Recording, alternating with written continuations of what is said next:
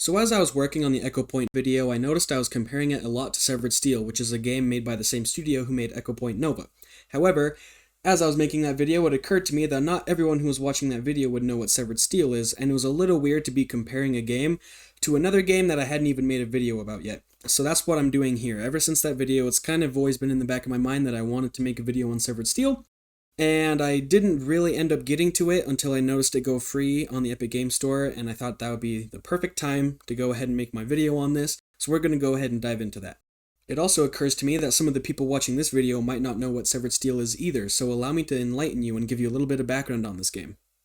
The year was 1923. Electric lights, automobiles, and jazz were taking the world by storm.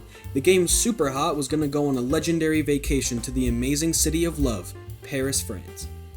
The vacation was going wonderfully. Great food everywhere, amazing people, lovely views, and then one night near the end of the trip at the top of the Eiffel Tower at midnight, Superhot was looking over the town and saw a dashing woman. He looks over and sees Mirror's Edge. It was love at first sight. They were both smitten with each other. One thing led to the next, and eventually they both went home to America, married. They were living a nice, peaceful, quiet life in the suburbs until another event took them by surprise. Their new baby had just been born, Severed Steel, a combination of the best of both parents, being able to slow down in bullet time, being able to run over any surface and do crazy tricks. This was an amazing pairing and made for an amazing child, Severed Steel.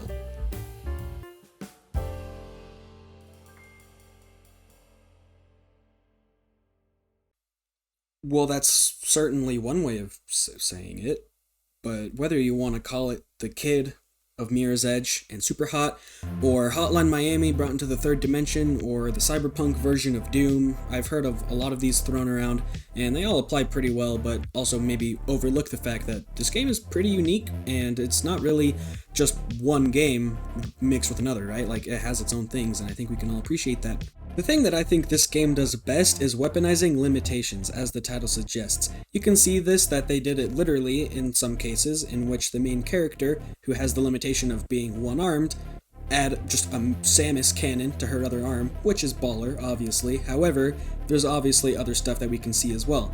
Whether that's the art style or the graphics or the gameplay or anything like that, we're going to go over all of that. First, though, I want to start with the graphics.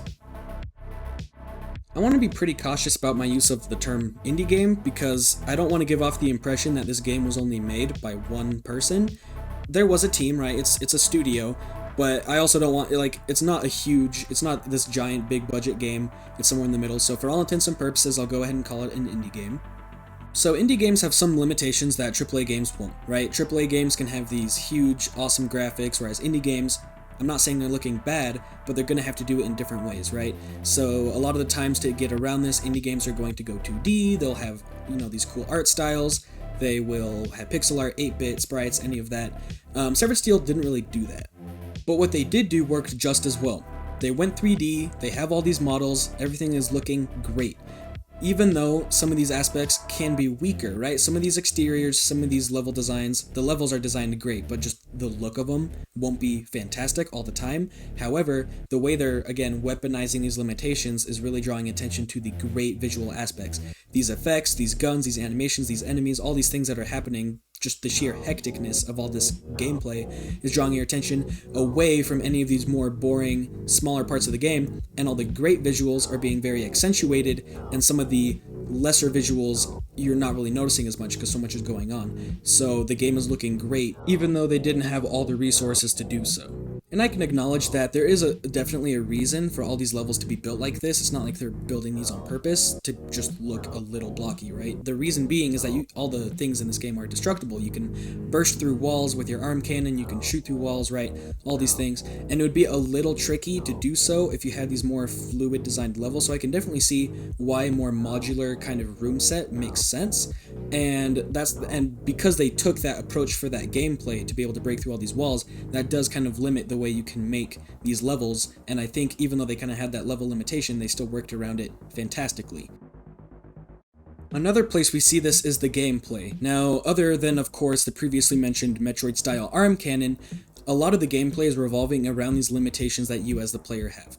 Kind of like Hotline Miami and similar games, there's much more enemies than you, and you can get overpowered and killed incredibly quickly. The way you work around this is by having this bullet time, and when you're doing these stunts, you are immune to bullets, and you can slow down time, and that's what gives you the opportunity to take down more of the enemies than the enemies can take down of you.